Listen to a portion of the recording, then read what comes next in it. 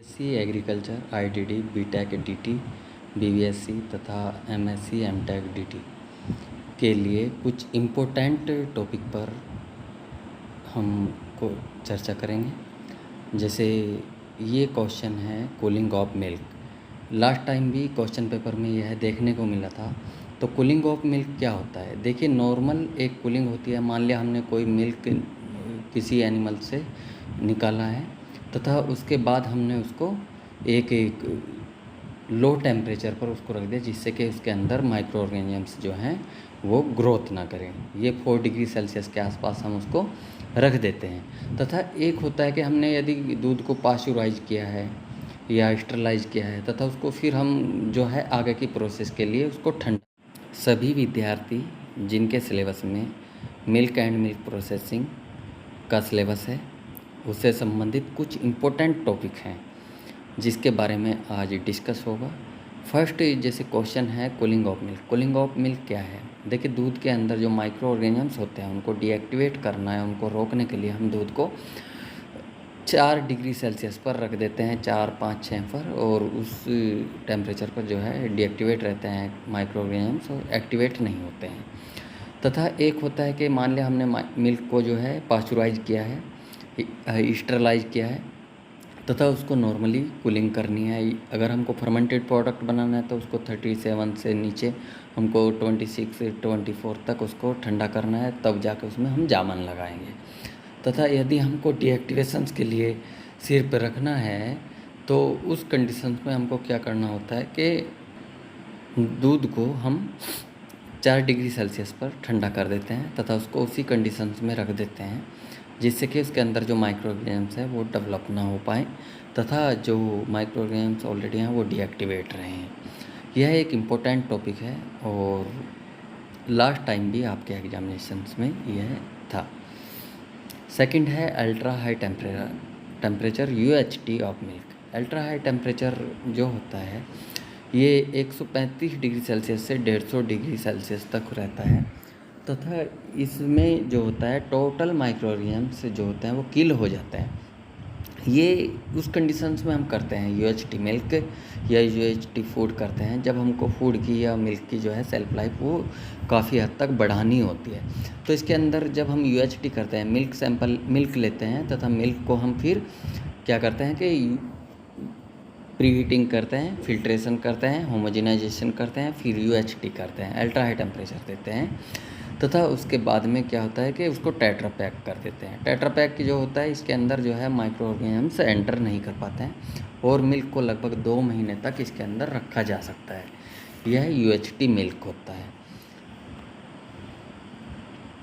Next है define the food. Food क्या है?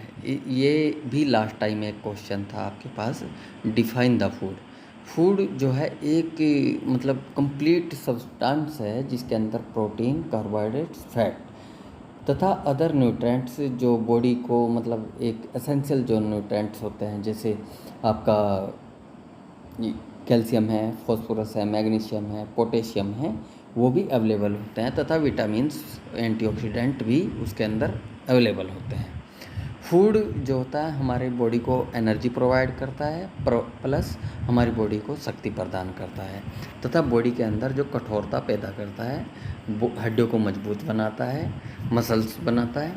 और एनर्जी प्रोवाइड करने वाले सिर्फ 3 न्यूट्रिएंट हैं, जैसे प्रोटीन, कार्बोहाइड्रेट्स और फैट। फैट जो होता है 9 कैलोरी ऊर्जा प्रोवाइड कराता है और प्रोटीन और कार्बोहाइड्रेट्स आपका 4 कैलोरी ऊर्जा प्रोवाइड कराते हैं पर ग्राम।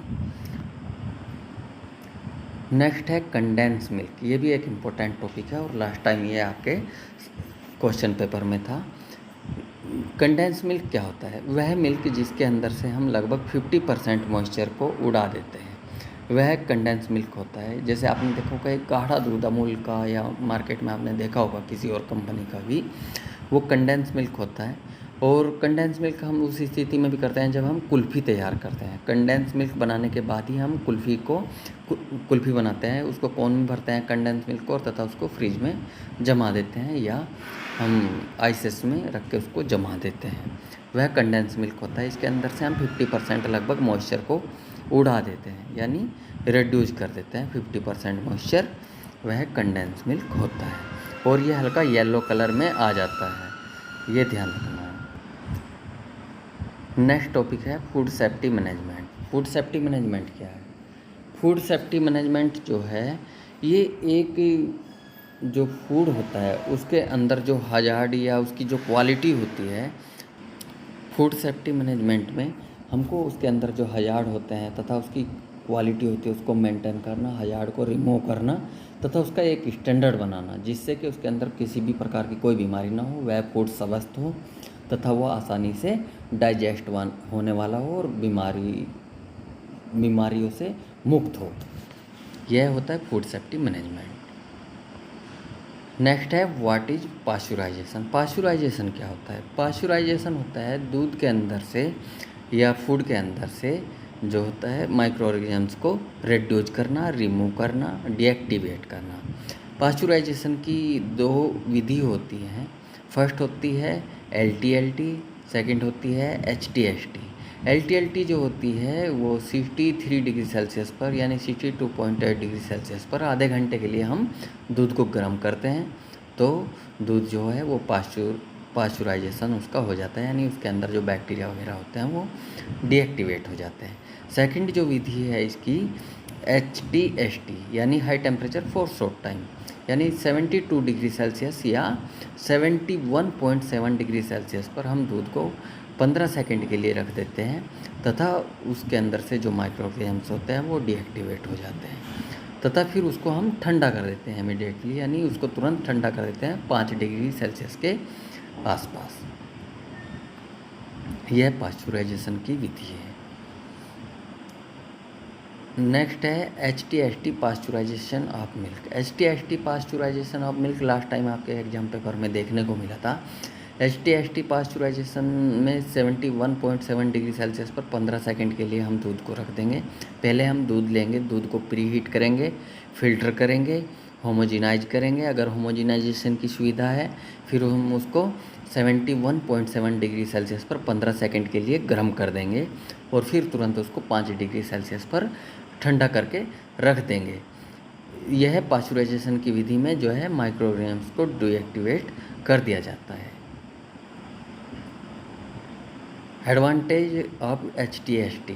देखिए HTST के जो एडवांटेज हैं, यह मेथड बहुत ही इफ़ेक्टिवली है और यह जल्दी करने वाली एक विधि है और इसमें जो कॉस्ट है वो बहुत ही मिनिमम आती है तथा पाश्चराइजेशन जो है वो जल्दी हो जाता है, इसमें ज़्यादा समय नहीं लगता है और मिल्क का जो डिस्ट्रीब्यूशंस है या पैकेजिंग है, लेबर का जो पैकेजिंग है या यूटिलाइजेशन है वो आसानी से हो जाता है और ज़्यादा कॉस्ट नहीं इसमें लगती है तथा इसके अंदर जो क्लीनिंग और सैनिटाइजेशंस का जो कॉस्ट है वो भी बहुत कम आता है और जो लॉसेस भी वो बहुत कम होते हैं।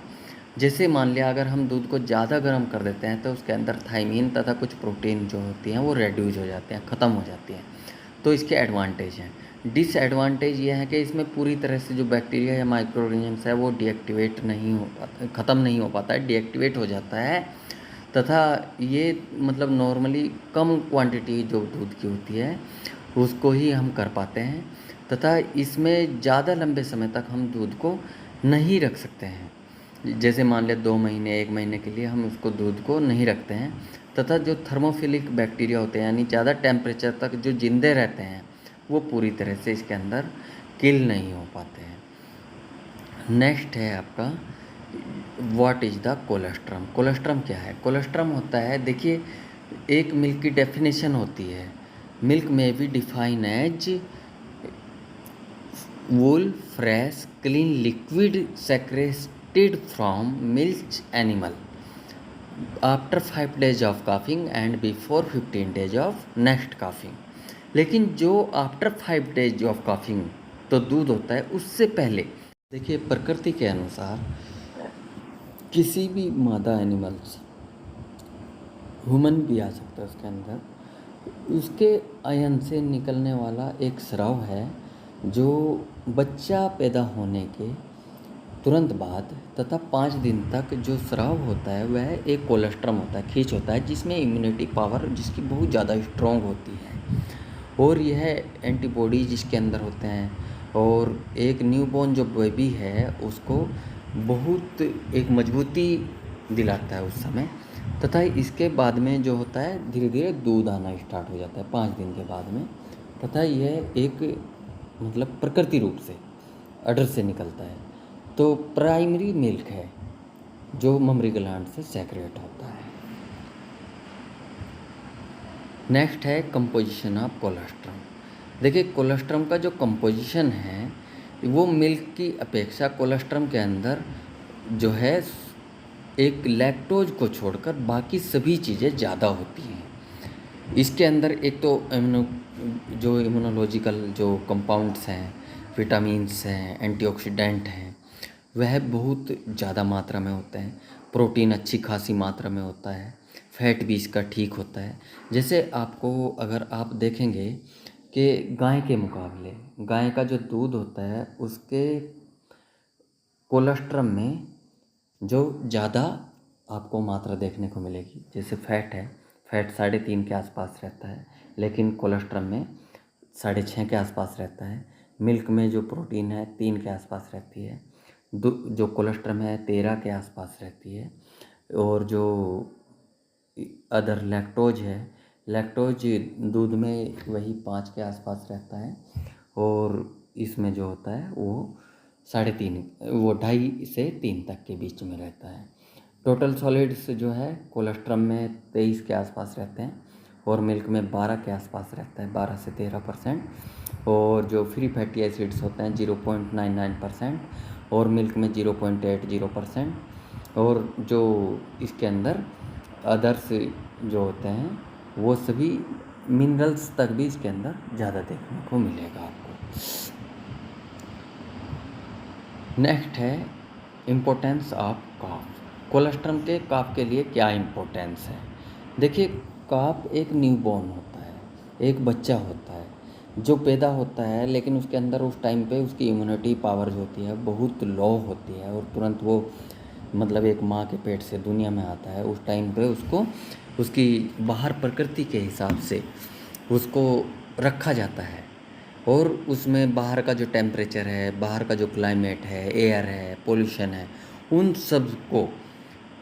उन सब के मतलब हिसाब से रखने के लिए उसके अंदर इम्यूनिटी स्ट्रॉन्ग करना उसको आवश्यक है।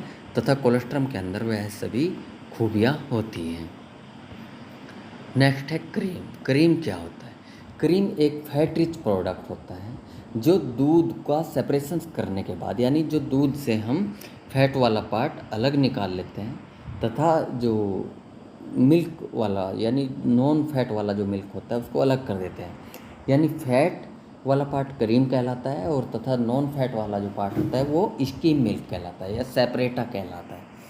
अब इसमें क्या होता है कि एक क्रीम सेपरेटर से हम दूध को मतलब सेपरेट कर लेते हैं, उसके अंदर से जो फैट वाला पार्ट होता है उसको अलग करते हैं। इसमें सबसे पहले हम क्या करते हैं कि जो दूध होता है, दूध को हम होमोजिनाइजेशन नहीं करना है, नॉर्मली दूध लेना है तथा उसको हम जो है सेपरेट करते हैं, यानी उसका सेपरेशंस करते हैं। और दूध को हम सेपरेशंस करने के लिए हमें क्रीम सेपरेटर की ज़रूरत पड़ती है। देखिए क्रीम ये जो सेपरेशंस होता है 2 तरीके का होता है। एक होता है इंडिजीनियस मेथड, एक होता है इंडस्ट्रियल या मैकेनिज्म मेथड। जो इंडिजीनियस मेथड होता है, जो ट्रेडिशनल मेथड होता है, उसके अंतर्गत जो दूध को हम नॉर्मली आपने देखा होगा घर में रख देते हैं किसी भी मिट्टी के बर्तन में या एल्युमिनियम या स्टील के बर्तन में, तथा कुछ समय बाद उसके ऊपर एक क्रीम की लेयर आ जाती है। उस क्रीम की लेयर को अलग कर लेते हैं तथा नीचे जो होता है एक स्कीम मिल्क या कम फैट वाला दूध रह जाता है। उस कम फैट वाले दूध को हम अदर प्रोडक्ट में यूज कर लेते हैं तथा क्रीम को उतार कर उसको हम मक्खन बनाने में और घी बनाने में या बटर ऑयल बनाने में यूज कर लेते हैं। तो वह होता है क्रीम इंडिजीनियस मेथड से। और इसमें इसके कुछ ट्रेडिशनल जो मेथड होता है या इंडिजीनियस जो मेथड होता है, इसके कुछ साइड मतलब एडवांटेज हैं, कुछ डिसएडवांटेज हैं। एडवांटेज यह है नॉर्मली मैकेनिज्म की ज़रूरत नहीं पड़ती और घर में आप कर सकते हैं। डिसएडवांटेज यह है कि इसका अगर क्रीम में हम फैट परसेंटेज ज़्यादा या कम करना चाहें तो वो नहीं हो पाएगी। यानी एक नॉर्मल मात्रा में क्रीम आ जाएगी और नीचे जो दूध है उसमें फ़ैट है वो ज़्यादा चला जाता है, ज़्यादा फैट हम उसको से नहीं निकाल पाते हैं। नेक्स्ट जो है आपका मेथड ऑफ क्रीम सेपरेशन, यानी जो मैकेनिज्म मेथड होता है। मैकेनिज्म मेथड में क्रीम सेपरेटर होता है हमारे पास में, इसके अंदर दूध भर देते हैं, फिर इसको धीरे हम जो घुमाते हैं बहुत तेज़ी से 2500 आरपीएम की स्पीड से इसको लगभग घुमाया जाता है और दूध इस पोर्शन में घूमता है बहुत तेज़ी से, तथा इसमें ऊपर की तरफ क्रीम निकलती है और नीचे की तरफ जो है स्कीम मिल्क निकलता है। क्रीम का आउटलेट है और इसकी मिल्क का आउटलेट है। जब दूध को हम घुमाएंगे तो इसके अंदर बाउल होते हैं, यहाँ पे आप बाउल दिखाई दे रहे हैं, तो बाउल होते हैं, बाउल तेज़ी से घूमते हैं। तथा आपने जब देखा होगा कि किसी भी प्रोडक्ट के अंदर जब आप लोग उसको घुमाते हैं तो उसमें जो हल्के वाला पार्ट होता है वो बीच में चला जाता है और भारी पार्ट बाहर की साइड में आ जाता है। तो जो हल्का पार्ट क्या होगा, क्रीम होगी, यानी फैट का जो डेंसिटी है वो 0.93 है, और जो वाटर की या स्किम मिल्क की डेंसिटी है, वाटर की 1 है और स्किम मिल्क की डेंसिटी है 1.036 ये डेंसिटी, और मिल्क की जो डेंसिटी है या स्पेसिफिक ग्रेविटी है वो है 1.028 टू 1.032 तक। तो जब हम उसको घुमाते हैं तो फैट वाला जो पार्ट होता है वो बीच में चला जाता है और धीरे धीरे ऊपर चढ़ जाता है, और ऊपर चढ़ने के बाद ही वो जो है क्रीम आउटलेट से बाहर आ जाता है, ऊपर की साइड से बाहर आ जाता है, और इसकी मिल्क नीचे वाली साइड से बाहर आ जाता है। तो ये होता है क्रीम सेपरेशंस का तरीका।